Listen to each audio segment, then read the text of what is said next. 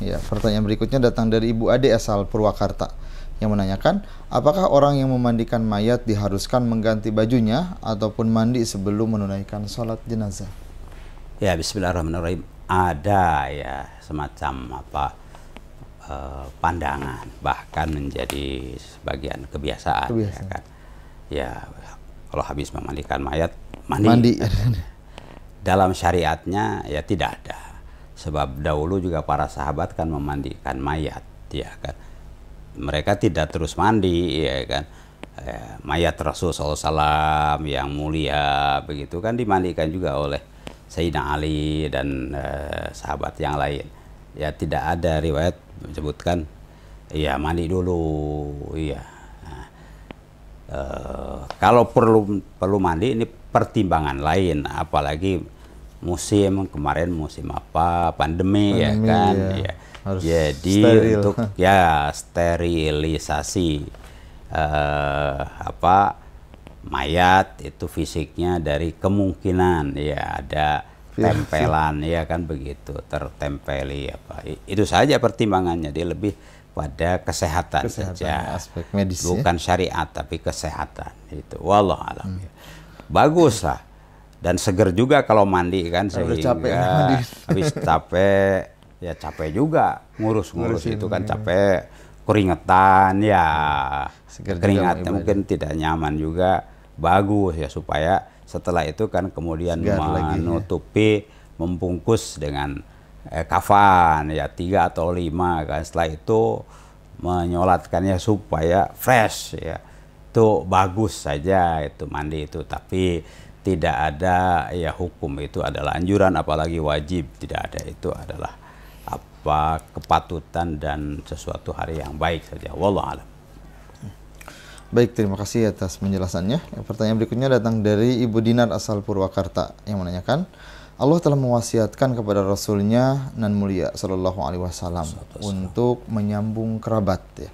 Pertanyaannya adalah siapakah yang dimaksud dengan kerabat? Apakah dari ibu, dari ayah, dari mana saja batasannya? Gitu. Ya, bismillahirrahmanirrahim. Ada sebuah hadis, sahabat bertanya, ya Rasulullah, siapakah yang paling afdol atau paling harus ya dipelihara silahnya, hubungan baiknya ya. Dijawab oleh Rasulullah SAW, ya, yang pertama ummuki, ya ibumu, ibu, dan tentu saja kaitannya ibu ini termasuk orang tua ibu kan begitu ya, ke atas ya, nenek itu kan, itu dari ibu, lalu anak ibu ya kan, itu ummuki bisa dipahami seperti ibu plus lah begitu kan. Tanya lagi siapa lagi ya Rasulullah? Ummuki lagi kan, ibumu. Tanya lagi sampai 3 kali, siapa lagi ya Rasulullah? Ummuki. Jadi ibu ini dan mereka yang berkaitan dengan ibu ya itu priority pertama. Lalu setelah itu abuk ya bapak. Jadi ibu dan bapak. Makanya sudah betul nih dalam bahasa budaya kita, ibu bapak, bukan bapak ibu kan. Walaupun dalam istilah lain bapak-bapak ibu-ibu itu kurang tepat. Ya bagus tuh para penceramah itu ibu-ibu bapak-bapak. Paling tidak itu dalam budaya Sunda. Dalam budaya Sunda para ibu, para bapak kan begitu. Itu lebih tepat. Ya memang itu ibu adalah muqaddamah, didahulukan ya kan, dalam hak-haknya termasuk menjaga, memelihara hubungan baik setelah seseorang itu meninggal begitu. Wallahu a'lam. Baik, terima kasih atas penjelasannya. Ya, selanjutnya yaitu dari Bapak Anandito asal Tangerang yang menanyakan, di antara hak pegawai saat bekerja adalah badal ataupun pengganti uang perjalanan keluarga dari negara tempat tinggalnya ke tempat pekerjaannya. Sebenarnya dia tidak pulang tapi menipu kwitansi ataupun mengganti dan mengambil dananya. Apakah itu diperbolehkan? Bagaimana tanggapannya? Karena hal seperti itu udah layak di kalangan pekerja. Ya, bismillahirrahmanirrahim. Ini tentu saja disayangkan ya kan. Yang namanya bohong, al-kadzibu itu bisa saja bohong itu 100%, memang tidak berhak sama sekali. tapi karena tadi nipu ya kan jadinya dapat ya kan. Nah, ini tentu saja ya parah. Bisa saja bohong parsial ya kan. Ya tidak 100% bohong, tapi memang ada alasan ya lalu dapatlah begitu. Ya, totally atau parsial itu bohong itu tentu saja dosa ya kan. Sebab Rasul bersabda ya, iyakum wal kadziba, ya, hindarilah, hati-hatilah dari bohong. Ya, kenapa bohong ini? Karena ini dahsyat sekali. Fa innal kadziba yahdi ilal fujur. Dosa itu akan mendorong, membawa, menyeret kepada perbuatan ya penyimpangan-penyimpangan, kefasikan ya yang lain gitu kan. Wa innal fujur yahdi ilan nar. Nah, perbuatan maksiat itu akan menyeret ke neraka. Wala yazalur rajulu yakdzibu. Seseorang ya membiasakan berdusta gitu kan. Sampai terbentuk di lak hatinya. Nah, ini kan.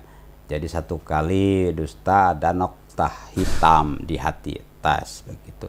2 kali ada noktah hitam 2. Terus ya sampai hatinya itu tertutup dengan kedustaan. Makanya wala yazalur rajulu yakdzibu. Ya, seorang itu terus membiasakan berdusta hatta yuktaba indallahi kadzdzaba. Sampai dilak, istilahnya dilak hatinya itu dan dicap sebagai stempel ya, sebagai kadzdzaba, pendusta. Wah, kalau sudah begitu waduh, waliyadzubillah ya kan. Iya, tentu saja jangan dimulailah. Bagaimana menobatinya kan begitu ya. Menobati itu kalau ada yang kaitannya secara vertikal kepada Allah ya istighfar. Ada yang horizontal, ada hak-hak adami. Dalam hal ini adalah hak negara ya kan, atau hak perusahaan ya kan. Itu kan peraturan ada begitu. Ya, tapi karena sesungguhnya dia tidak pulang atau tidak melakukan, tapi karena dusta akhirnya dapat juga kan. Mungkin kong kaling kong juga dengan pihak keuangan bisa saja kan. Ya udahlah, ya cincai saja atau apapun begitu. Ya dua-dua kan. Karena bisa disiasati ya. Ya disiasati dalam tanda kutip ya kan. Yaitu disiasati dengan ada kwitansi atau apapun begitu. Tapi substansinya kadzib, bohong. Dan bohong itu tentu bukan dosa kecil. Ya dosa besar. Bahkan dosa yang ya akan membuahkan ya dosa-dosa yang lain ya. Kufur itu kan dasarnya bohong, ya. Tidak mengakui kemahabesaran Allah Subhanahu wa taala. Pertama, kufur itu tidak mengakui eksistensi Allah, ya. Yang kedua, mengakui eksistensi Allah tapi tidak mengakui kemahakuasaan Allah. Mendustakan juga. Mendustakan juga, itu kufur juga ya. Ya, termasuk ya Allah itu berfirman di dalam Al-Quran, ya kan. Lalu ya dibohongi, itu Al-Quran itu bukan firman Allah, sabda Rasul, itu kufur juga, ya kan. Ya, begitu ya. Jadi jangan coba-coba ya berdusta. Dan dalam pendidikan kita kepada anak-anak, hal yang paling awal, paling utama ya adalah ya tanamkan kejujuran. Dan tentu saja ingatkan dari dusta. Wallahu a'lam. Baik, terima kasih atas pencerahannya. Pertanyaan berikutnya datang dari Bapak Jailani asal Bandung. Saya sering mendengar bahwa musik, joget, dan lagu adalah haram dalam Islam. Sekarang saya dalam keraguan, apakah Ustaz dapat menjelaskan hukum musik, joget, dan lagu dalam Islam? Ya, bismillahirrahmanirrahim.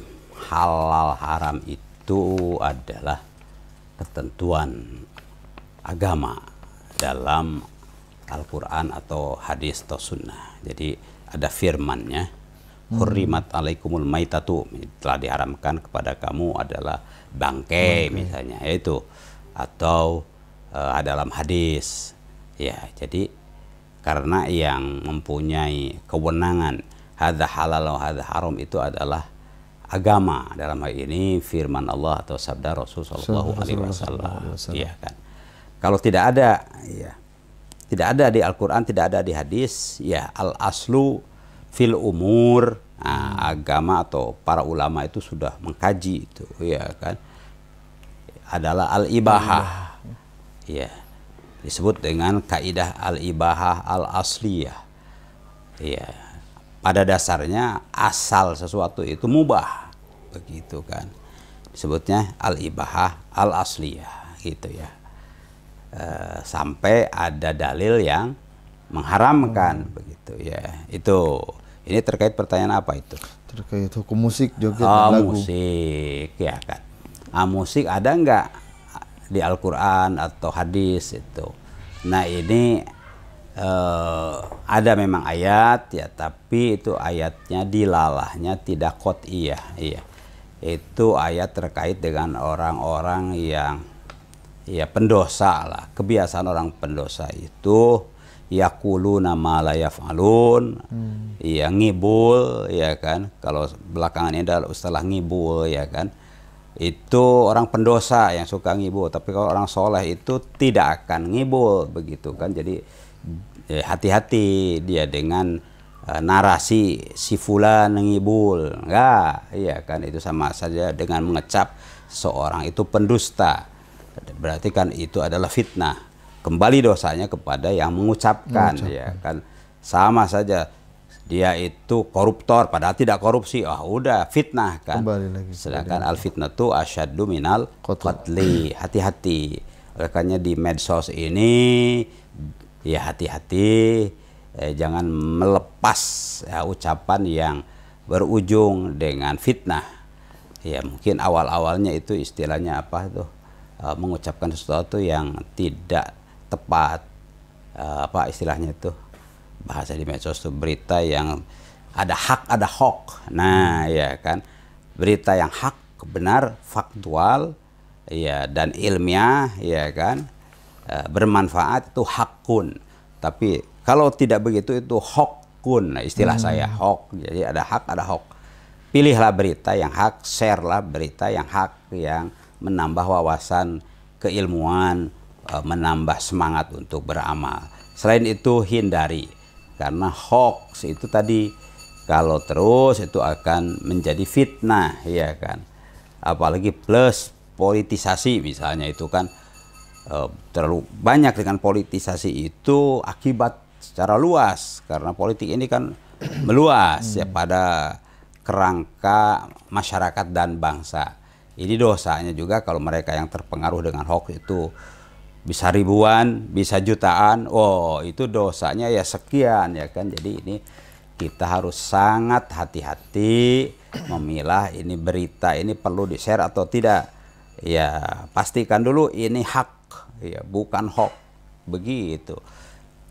Jadi ini gatalnya apa, jari jemari kita ini tahan, ini begitu. Seperti hanya gatalnya mulut kita untuk mengucapkan sesuatu, begitu, tahan. Sebab itulah juga berarti bagian daripada menahan hawa nafsu. Wallahu a'lam. Baik, terima kasih atas pencerahannya.